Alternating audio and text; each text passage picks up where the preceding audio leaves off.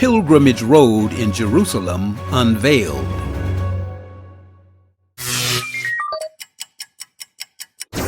Don't forget to like, subscribe, and hit the bell icon. At the end, comment and let us know what you think. Welcome to the Kingdom Report. I'm Yeshua ben Yeshua of the house of David. In the name of Yahweh Elohim, King of the universe, and Yeshua HaMashiach, also known as Jesus the Christ, Shalom. Last Sunday, U.S. Ambassador to the State of Israel David Friedman and Mideast peace envoy Jason Greenblatt joined with Israeli ministers and members of the Knesset for the unveiling of Pilgrimage Road in the city of David, an archaeological site in East Jerusalem. The ancient site, located outside the walls of the old city, is the centerpiece of Israelite history, with cultural and religious significance to billions of the faithful from around the world. American diplomats Friedman and Greenblatt, representing the staunchly pro-Israel Trump administration, were given the special honor of laying the final sledgehammer blows to the wall covering the entrance to the ancient Judean highway, in a symbolic gesture acknowledging the unique biblical connection between Israel and America. Pilgrimage Road was built by King Herod during the 1st century BC, starting at the Pool of Siloam, where worshippers would ritually purify themselves before ascending on the 600-meter pathway to the Holy Temple on Mount Moriah.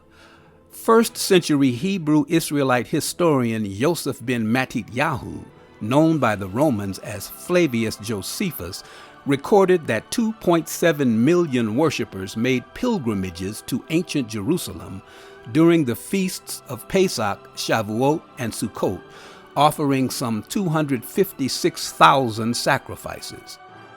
On Tuesday, Pete Hegseth of Fox News reported on the historic visit by President Trump to North Korea and the unveiling of Pilgrimage Road. Now to a Fox News alert, President Trump making history as the first sitting U.S. president to visit the DMZ to meet with Kim Jong-un overnight. So how are American allies reacting? U.S. Ambassador to Israel David Friedman is live in Jerusalem, and he joins us now. Mr. Ambassador, thanks for joining us this morning. Before we get on to another topic of particular interest in Jerusalem today, I want to get your comment on the president's actions stepping into North Korea. Listen, Israel's had to have many historic meetings. Walk us through the significance of, you think, a day like this. Well, Pete, greetings from Jerusalem. Greetings. Look, I think it was a big moment. I think it was a big moment. I think it was a historic moment. I think it set exactly the right platform for the teams to re-engage and hopefully make some progress. And look, I would say kudos to President Trump for another bold and courageous decision. Absolutely. So we will continue to monitor that. I know you've got a deal of the century potentially between Israel and the Palestinians of similar scope. But what we really wanted to talk about with you this morning is something of historic significance happening in Jerusalem today.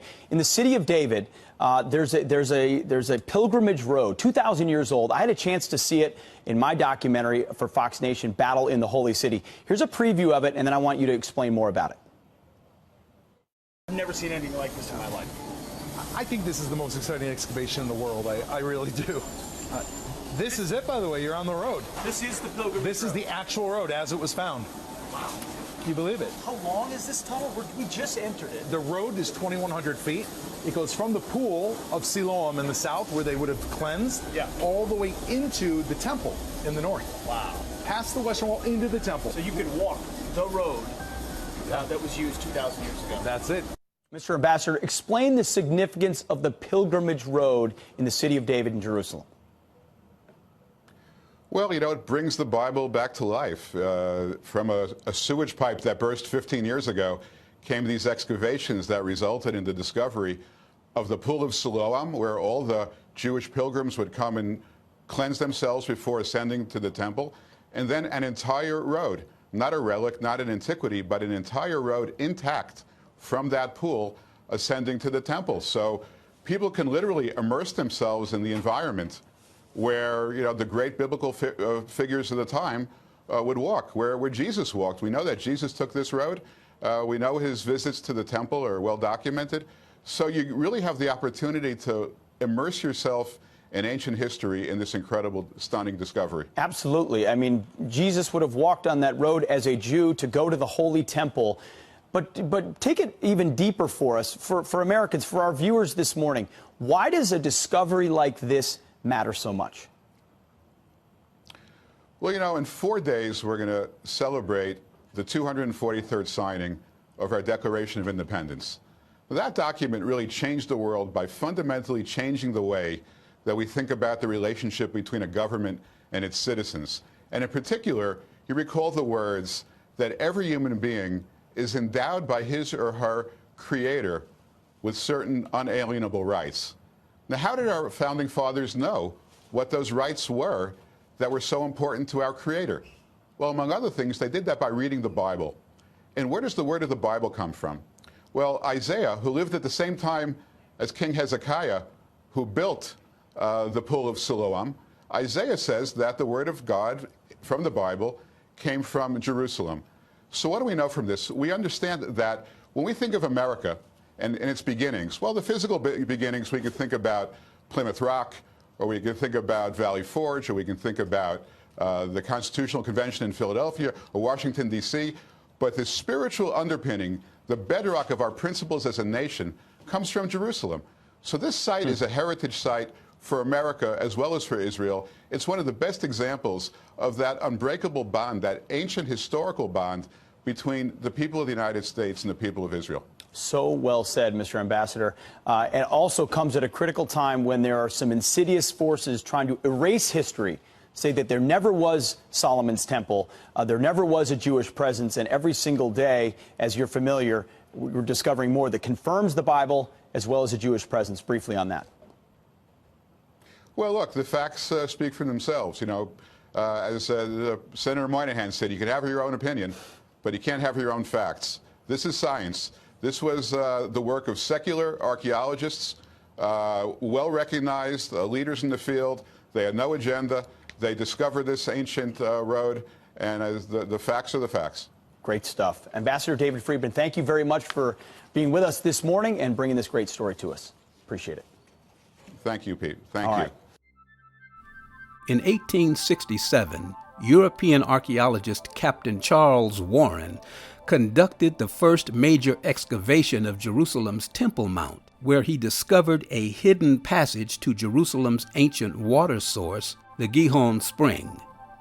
Warren also discovered Israelite artifacts that predated similar discoveries found within the confines of the walled city by thousands of years, which led him to theorize that the original city of Jerusalem, the ancient stronghold of King David, existed to the south of the Temple Mount and the Old City.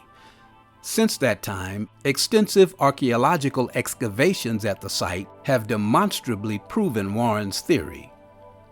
City of David Outreach Coordinator Anarina Heyman explains.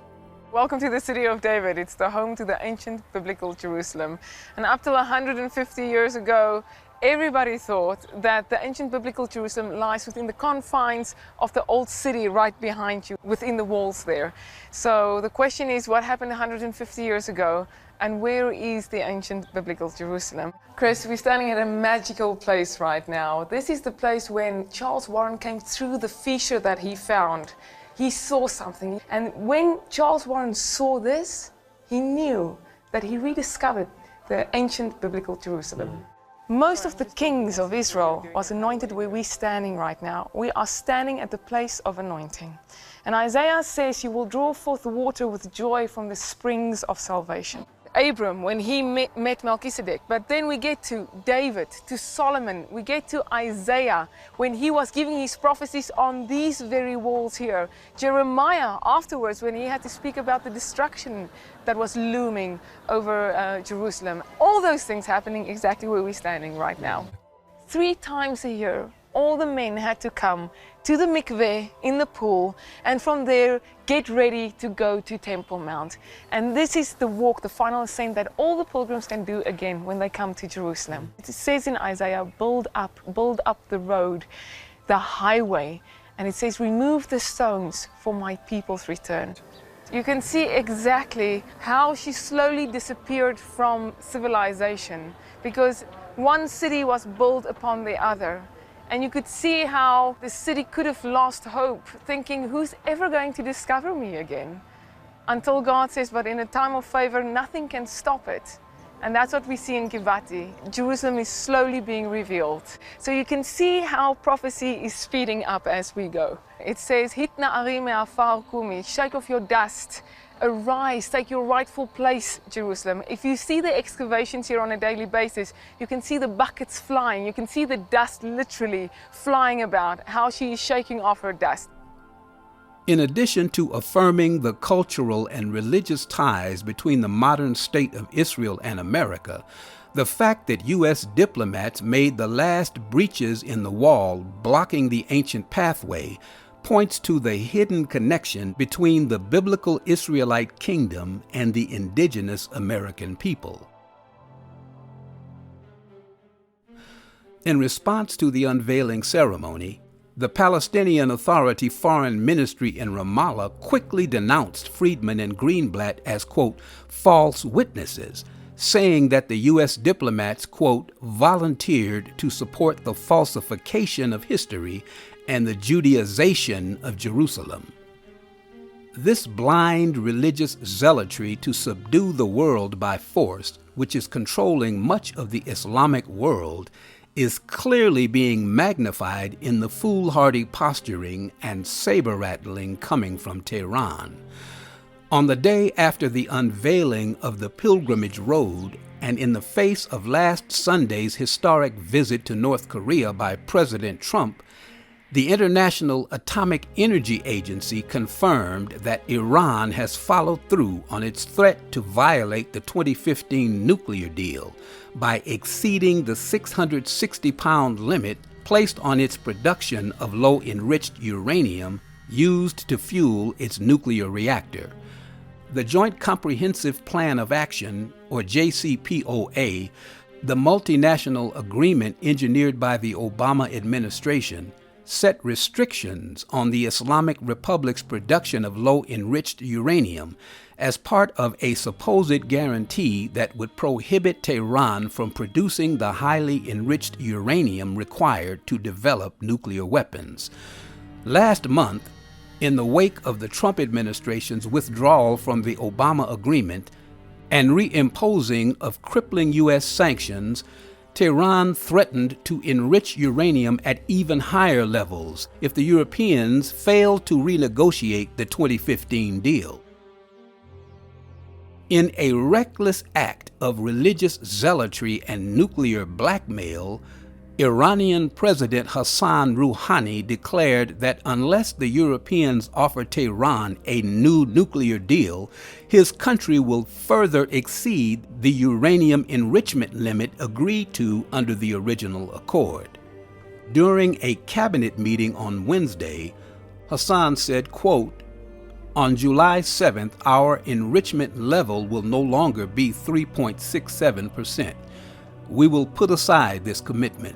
We will increase the enrichment level beyond 3.67% to as much as we want, as much as is necessary, as much as we need." Iran agreed to return to the prescribed limits of the accord only if the European Union continued with plans to provide Tehran full access to international banking systems. Despite the U.S. withdrawal, in an effort to sustain international trade with the rogue Iranian regime, Britain, France, Germany, and other EU countries have repeatedly urged Tehran to abide by the deal. On Monday, Fox News correspondent Trey Yingst reported from Jerusalem.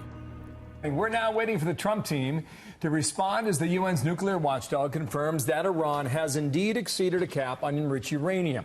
It would be the first known violation of the accord with Western powers since the U.S. pulled out of that agreement about a year ago. Trey Ying's watching all this live from our Middle East bureau. He picks up our coverage this hour in Jerusalem. Trey, hello. Bill, that's right. The Iranians have made good on a threat to breach the stockpile limit for uranium laid out in the Iran nuclear deal. That according to the UN nuclear watchdog. Now, speaking today in Tehran, Iran's foreign minister, Mohammad Zarif, did confirm that his country broke the terms of the 2015 agreement for the first time.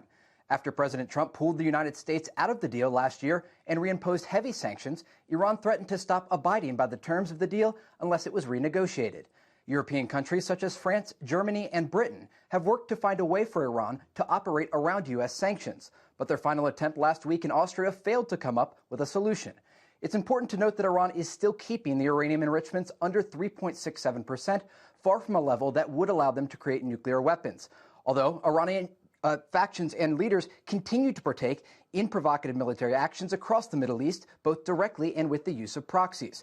Today, at the annual International Security Forum, the chief of Israel's Mossad spy service reiterated that intelligence indicates Iran is responsible for a series of attacks on Western-linked oil infrastructure this summer. Iranian Foreign Minister Zarif referenced the pressure Iran is putting on the international community during his remarks today.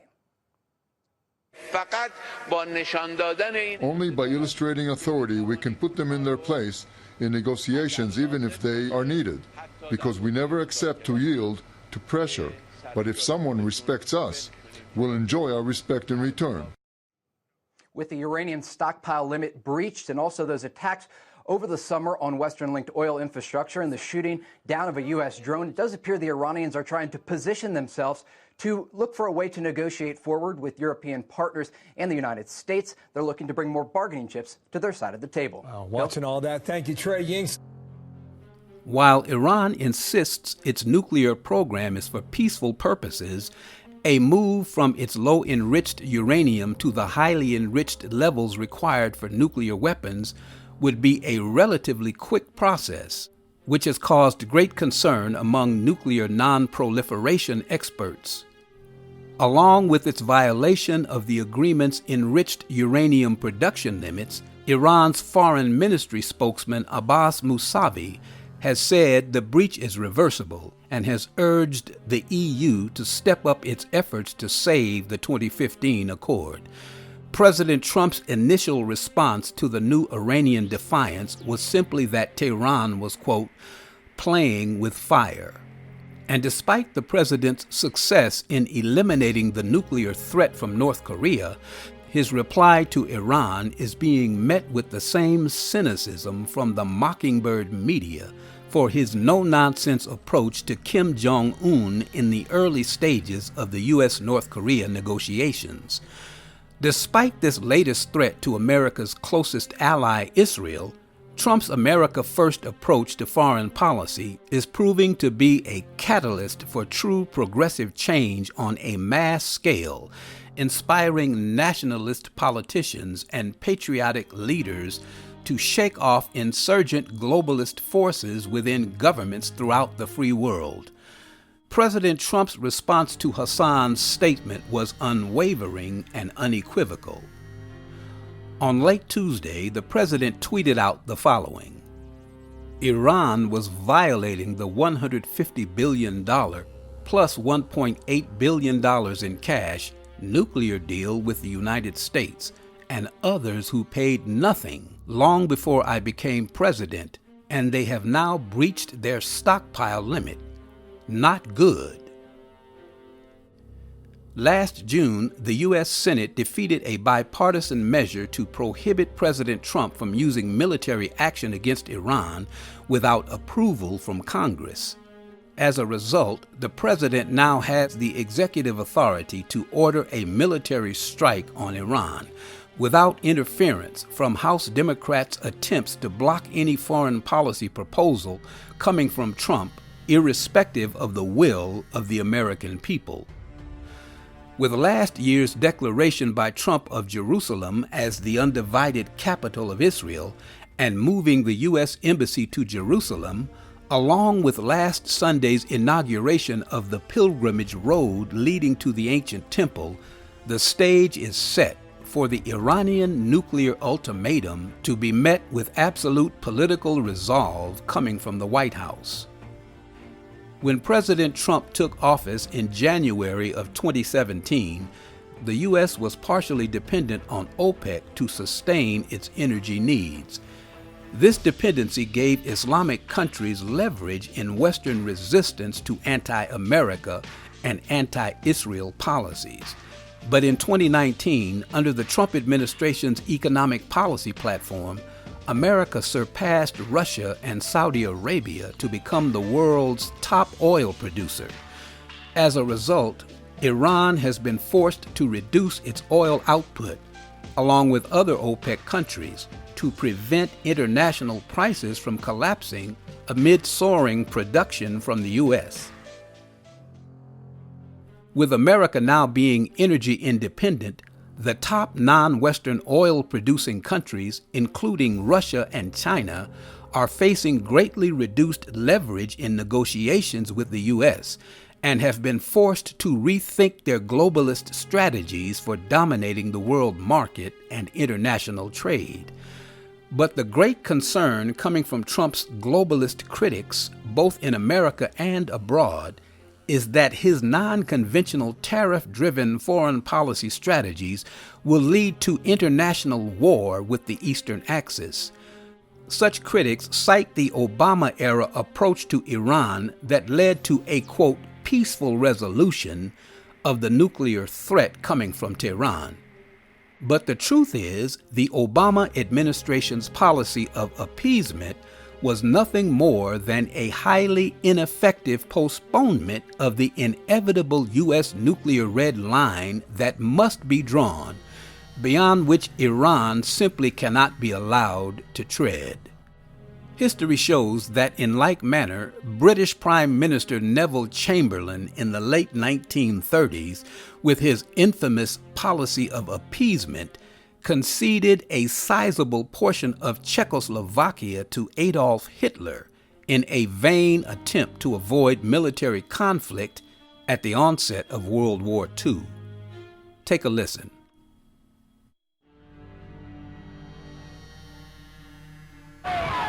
Down the bright, straight road towards a new understanding in Europe. And so at Hitler's Munich headquarters, the agreement that has made the biggest headlines since the armistice.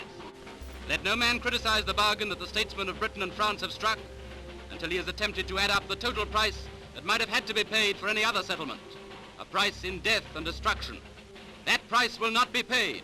There will be peace. It's the greatest diplomatic triumph of modern time. I want to say that the settlement of the Czechoslovakian problem, which has now been achieved, is, in my view, only the prelude to a larger settlement in which all Europe may find peace. This morning, I had another talk with the German Chancellor, Herr Hitler. We, the German Führer and Chancellor, and the British Prime Minister have had a further meeting today and are agreed in recognizing that the question of Anglo-German relations is of the first importance for the two countries and for Europe.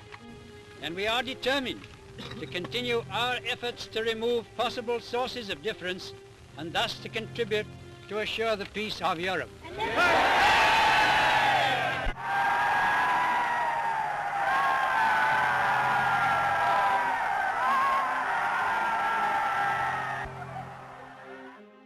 Obama's covert capitulation to Tehran will ultimately be seen by history as yet another weak and ineffective effort to avert an inevitable military confrontation with the very freedom of the Western world at stake.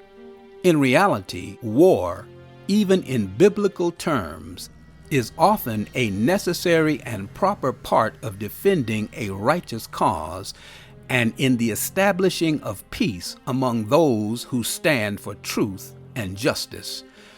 As the wisdom of King Solomon revealed in ancient times, To everything there is a season, and surely there is a time for war and a time for peace. Selah.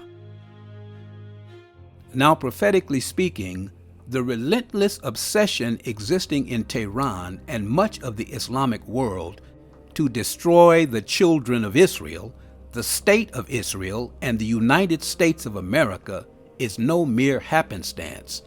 The ancient Hebrew prophets Isaiah, Ezekiel, and others foresaw an end-time world war which will include the final judgment of the people of the Most High and the utter destruction of the armed forces from a vast confederation of nations that will simultaneously attack the land of Israel, including the nation of Persia, which is modern-day Iran. In truth, this confederation recorded in the ancient Hebrew prophecies are the very nations aligned against Israel, America, and her Western allies, even at this very hour. The real truth is, the brutal and power-hungry hidden nature of the so-called globalist elite in league with the religious jihadists of Islam has been divinely foreordained by the God of Abraham, Isaac, and Jacob. Surely it is He who has placed in the hearts of the Iranian leadership and the deep state forces worldwide the desperate longing to overthrow and dominate every nation on earth from within. Surely the Most High God has declared that it is He who will draw these nations into the land of Israel for utter destruction in divine retribution against the enemies of His land and His people. And the real truth is that the final outcome has also been predetermined according to the counsel of His own will. It is written to the Russia-led confederation, "And thou shalt come up against my people of Israel as a cloud to cover the land. It shall be in the latter days, and I will bring thee against my land, that the heathen may know me, when I shall be sanctified in thee, O Gog, before their eyes." At the same time, let it be known that the ancient Hebrew prophets have also declared that after this war has been fought, and the land of Israel has been cleansed, and her enemies round about destroyed, that all of faithful Israel, His hidden ones, shall be saved, and shall be returned with great honor among all the nations of the earth to the ancient land of their fathers, to dwell before Him from that day forward. As it is written, "And I will set my glory among the heathen, and all the heathen shall see my judgment that I have executed, and my hand that I have laid upon them. So the house of Israel shall know that I am Yahweh, their God, from that day and forward." Surely last Sunday's unveiling of the pilgrimage road, the ancient highway to the house of Yahweh, in the true Jerusalem, the city of David, signals the end of the long night of affliction upon His hidden ones, and the soon coming revelation to the world of the true tabernacle of David, and the Desposini, the kinsmen of our Savior Yeshua HaMashiach, who are in truth the rightful and legal executors of the divine covenants and the primary heirs thereof. As it is written, "Why do the heathen rage, and the people imagine a vain thing? The kings of the earth set themselves, and the rulers take counsel together against Yahweh and against His anointed, saying, Let us break their bands asunder, and cast away their cords from us. He that sitteth in the heavens shall laugh. Yahweh shall have them in derision. Then shall he speak unto them in his wrath, and vex them in his sore displeasure. Yet have I set my king upon my holy hill of Zion. Selah. Hear, O Israel, and hearken, you meek of the earth, unto the sure mercies of David. Deliver me not over unto the will of mine enemies. For false witnesses are risen up against me, and such as breathe out cruelty. I would have fainted unless I had believed to see the goodness of Yah in the land of the living. Wait on Yahweh, and be of good courage, and he shall strengthen thine heart. Wait, I say, on Yahweh. Yakai v'hallelujah.